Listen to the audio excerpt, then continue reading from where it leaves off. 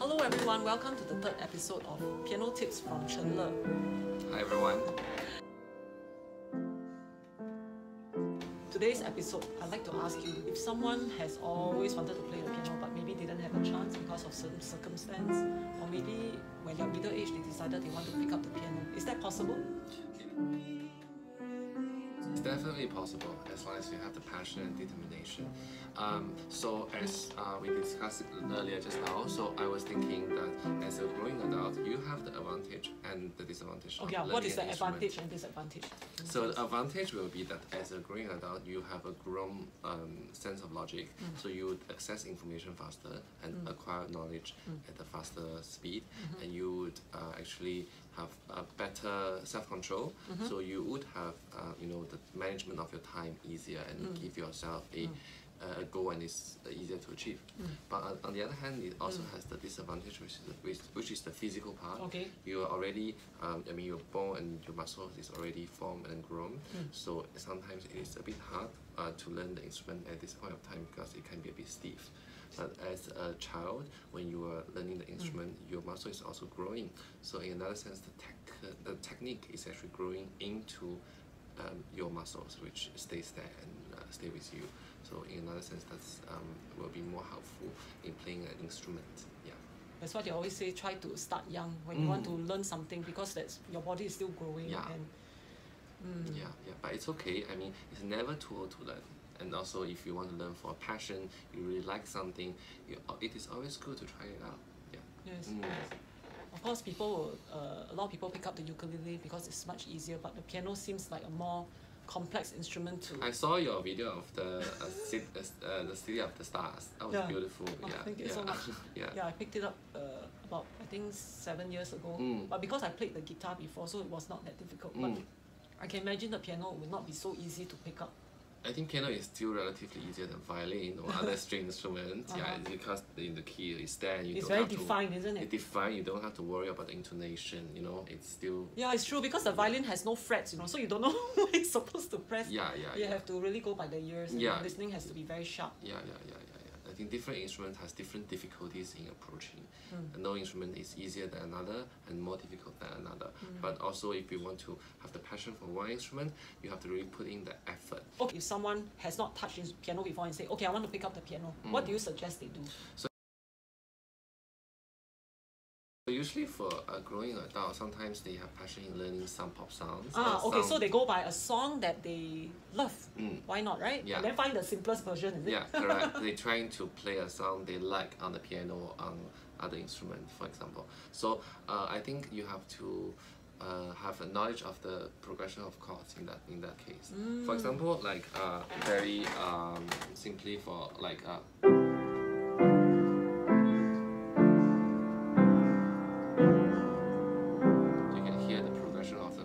The very famous one is the canon, right? This.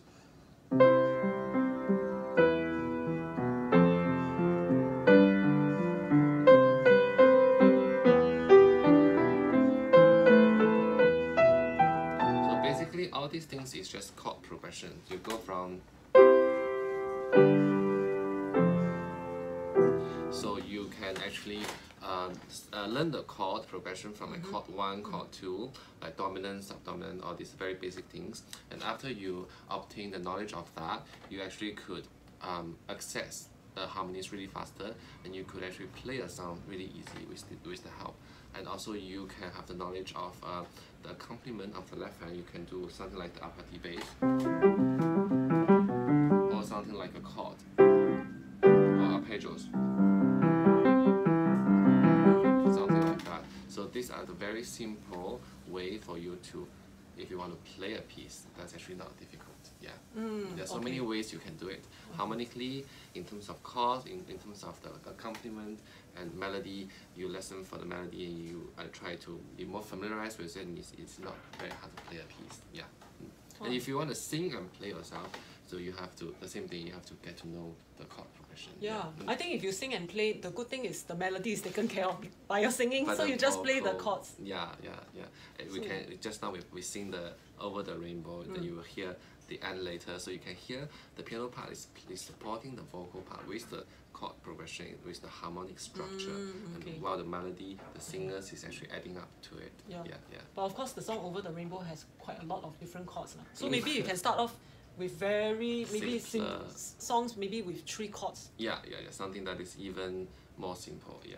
So, but it's actually you can, like for example, a C major chord is just C G. You can go like that. A D major chord is D, F sharp, A. So you can actually learn the chord in this way, go through all the keys.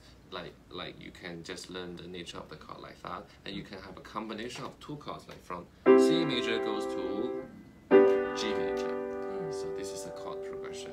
So this will make you easier to play the accompaniment for a singer, a very simple accompaniment for a singer. You can actually sing while you play the piano. Okay, alright.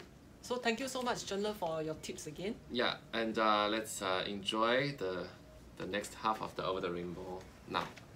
Now I'm gonna try playing Somewhere Over the Rainbow and I get Chen to sing. I'm not a good singer, but yeah, it's fun to sing. Okay, so I skip the first part. Oh.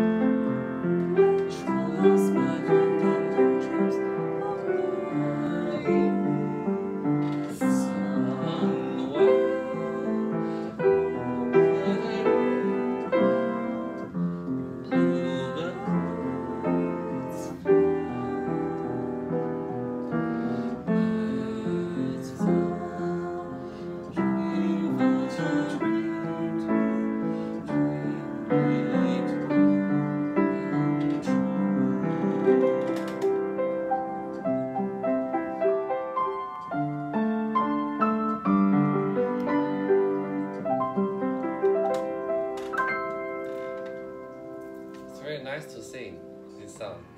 Yes. Yeah. Actually quite fun to have someone play the piano for you and you sing. Yeah, it's wonderful, yes. Yeah, so if you cannot play the piano, never mind. Get someone to play the piano and then sing. Also a very nice pastime. Yeah. Okay.